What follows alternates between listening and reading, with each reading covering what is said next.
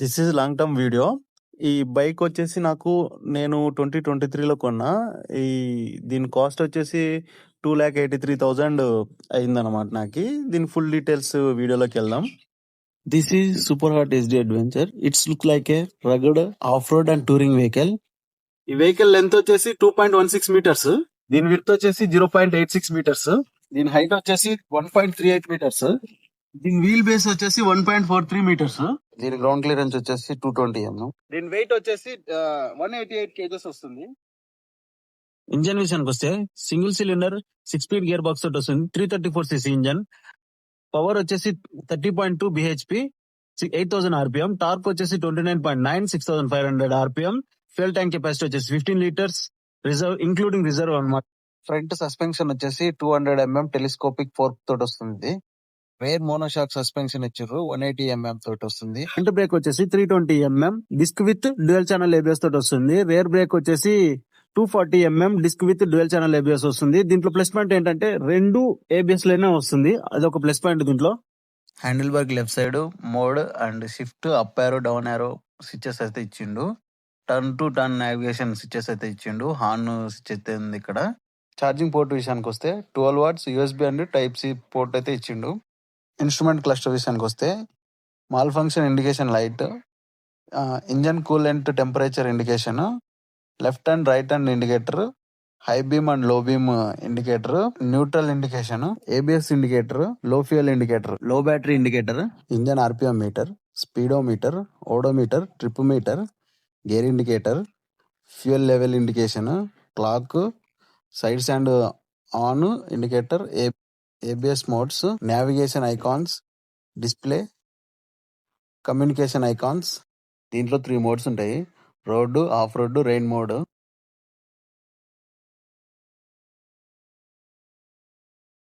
Odometer విషయానికి వస్తే trip A, trip B,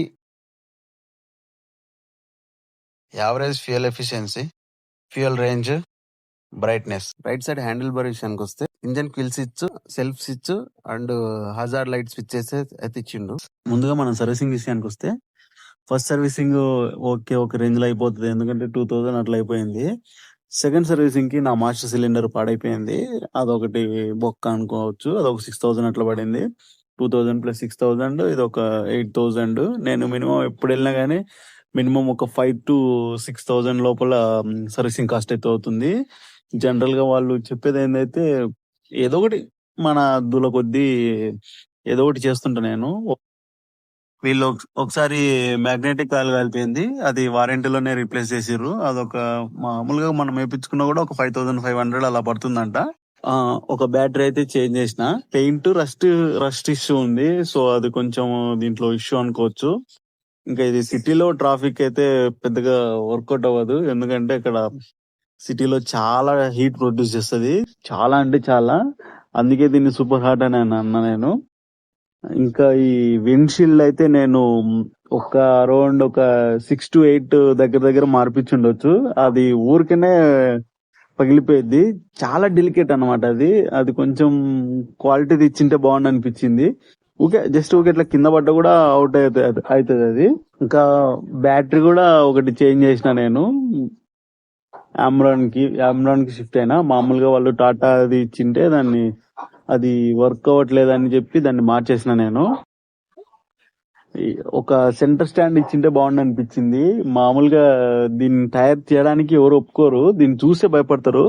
నేను ఫేస్ చేసింది ఏంటంటే పంచర్ కి డబ్బులు ఎక్కువ అడుగుతారు, అరౌండ్ 500, 400 అట్లా ఛార్జ్ చేస్తారు. అదొక మైనస్. ఎక్కడన్నా పంచర్ అయితే ఇంకా బిస్కెటే మనకి. దీనికి ఫ్రంట్ ఫోర్క్ ఒకటి చేంజ్ చేసిన నేను, ఒకసారి గోడ మీద నుంచి దూకిచ్చిన. సో అది ఎప్పటి నుంచో లడక్ పోయించిన కదా, ఇంకా తర్వాత ఏమో అయినట్టుంది, అనక ముందే లైట్ గా నెర్రించినట్టుంది. ఆ గోడ నుంచి దూకిచ్చేసరికి ఇంకా ఫుల్ ప్యాక్ అయింది దానికి. ఇంకా ఇది వేరేది మార్చుకోవాల్సి వచ్చింది. చైన్ పాకెట్ ఒకటి చేంజ్ చేసిన నేను, అది అరౌండ్ ఒక 3,000 అట్లా పడింది. మామూలుగా షోరూమ్ లో అయితే 5,500 అట్లా పడుతుందంట. టైర్ చేంజ్ చేసిన, అదొక 3,600 ఆ రేంజ్ లో ఉంది. మామూలుగా యాక్చువల్ అంటే సియట్ ఇచ్చిండు, నేను రైజ్ కి షిఫ్ట్ అయినా. మా ఫ్రెండ్ ఒకడు ఇదే యూజ్ చేస్తున్నా అంటే టోటల్ 6 సర్వీసింగ్ అయితే అయినాయి. దీంట్లో 3 అయితే ఎక్కువ అయిందనమాట. ఒక అరౌండ్ మనకి ఒక 3000 అలా పడింది. మిగతా 3 ఏమో ఎక్స్‌ట్రా ఒకటేమో 10,000 ఇంకొకటేమో 12,000, 13,000 ఆ రేంజ్‌లో పడింది. ఇంకోటి 17,000 పడింది. అంటే లడఖెళ్ళొచ్చినాకనమాట అది లాస్ట్‌ది. ఇంకా బ్రేక్ ప్యాడ్స్ అంటే ఇంకా ఇవి ఇంకా చాలా సార్లు మార్చిన. అరౌండ్ ఒక 10 టైమ్స్ మార్చుండొచ్చు. ఈ ఫ్రంట్‌వి అయితే ఒక 2, 3 టైమ్స్ మార్చుండొచ్చు. ఇంకా దీంట్లో ఇంకేం మార్చలేదు నేను. సర్వీస్ నెట్వర్క్ ఎక్కువ ఉండవనమాట. ఇదొక మేజర్ డిసడ్వాంటేజ్. పర్ఫార్మెన్స్ లెవెల్‌లో అయితే వీళ్ళు సర్వీసింగ్‌లు ఉండవు. జస్ట్ ఏదో నామకే వాస్తు చేసినామంటే చేసినాం అన్నట్టు పంపిస్తారు. బిల్స్ అయితే వాంచుతారు. మామూలుగా ఉండదు. అన్ని ఏది పట్టుకున్నా మంచి కాస్ట్‌లీ ఉంటది. ఇంకా లైట్ విషయానికొస్తే ఇది పర్ఫార్మెన్స్ లెవెల్‌లో అయితే లైటింగ్ అయితే ఉండదు. మనం ఎక్స్‌ట్రా యాక్సెసరీస్‌లో యాడ్ చేసుకొని ఏసుకోవాల్సిందే. కొత్త దానికేమో చేంజ్ చేసినాం అన్నారు గానీ, ఇంక దాని గురించి ఎవరు అంతగా చెప్పలేదు. అంత పర్ఫార్మెన్స్ లెవెల్‌లో లైటింగ్ ఉంటుందని. నాకెందుకో ఏబిఎస్ పెద్దగా అనిపించలేదు. ఓకే. ఓకే పర్ఫార్మెన్స్‌లో అయితే ఉంది. బెస్ట్ పర్ఫార్మెన్స్ అయితే అనిపించదు నాకి. ఇంకా పాజిటివ్స్ విషయానికొస్తే స్టైలిష్ డిజైను ప్లస్ ఒక రగ్డ్ వెహికల్ లాగా కనిపిస్తది. చూడ్డానికి ఒక గంభీరంగా ఒక ఇదిలాగా అనిపిస్తది కానీ చాలా బావుంటది ఇది. ఇంకా ఇన్‌స్ట్రుమెంట్ క్లస్టర్ విషయానికొస్తే ఇంగ అది ఓకే. ఏదో ఇచ్చినారంటే ఓకే అన్నట్టుంటది. దీంట్లో ఆఫ్ రోడ్‌లో ఎళ్ళినప్పుడు పవర్ కొంచెం బాగా అనిపిస్తది. ఇంకా హైవేలో క్రూజింగ్ అంటే జస్ట్ ఓకే. నార్మల్ గానే ఉంటదది. అది పెద్దగా పర్ఫార్మెన్స్ అయితే ఏముండదు. జస్ట్ క్రూజర్‌కి, టూరింగ్ వెహికల్‌కి డిఫరెన్స్ అయితే కనిపిస్తది దీంట్లో. ఇదైతే కంప్లీట్ టూరింగ్ వెహికల్ అన్నమాట. Not cruiser. దీంట్లో సస్పెన్షన్ అండ్ గ్రౌండ్ క్లియరెన్స్ అయితే మెచ్చుకోవచ్చు. చాలా బాగా ఉంటదన్నమాట ఇది. ఈ మోనోషాక్ చాలా వెయిట్ ని బాగా బ్యాలెన్స్ చేస్తది. దీంట్లో డ్యూయల్ ఏబిఎస్ ఇచ్చిండు. అదొక ప్లస్ పాయింట్ అనుకోవచ్చు. మేజర్ అంటే డ్యూయల్ ఏబిఎస్ ఉంది కాబట్టి అది ఓకే అనుకోవచ్చు. ఇంకా మైలేజ్ విషయానికొస్తే అరౌండ్ ఒక 25-32 ఆ రేంజ్ లో అయితే వస్తుంది మైలేజ్ లీటర్ కి. దీంట్లో ప్లస్ పాయింట్ ఏంటంటే హైవేలలో చాలా బాగా మైలేజ్ అయితే ఇస్తది. ఒక 32 ఆ రేంజ్ లో ఎక్స్పెక్ట్ చేయొచ్చు. అంటే పైకి వచ్చిన ఆశ్చర్యం లేదు. అంటే నేను చూడడం వరకు అయితే మాత్రం 33 ఒకటి చూసిన ఒకసారి. ఇంకా నేను ఇంకా లడఖ్ వెళ్ళినప్పుడు పెద్దగా అబ్జర్వ్ చేయలే. ఇంకా ఎక్కడ పడితే అక్కడ ఫ్యూల్ కొట్టించినాం కాబట్టి మనం అది కౌంట్ చేసుకోలేదు సరిగా. ఇంకా ఘాట్ రోడ్స్ లో అయితే 26, 27 ఆ రేంజ్ లో వస్తది కన్ఫర్మ్ అయితే.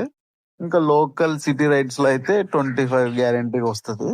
అదైతే చాలా ప్లస్ పాయింట్ అనుకోవచ్చు దీంట్లో.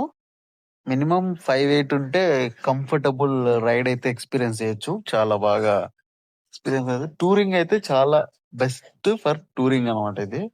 ఆఫ్ రోడ్లు అంటే పెద్దగా ఏమి ఉండదు. ఇంకా మన అయ్యే గతుకు రోడ్లు, అయ్యే బతుకు రోడ్లు అన్నట్టు ఉంటది. సో ఇంక మన రెగ్యులర్ యూజే మనకి అర్థమైపోయిద్ది ఏంది అనేది.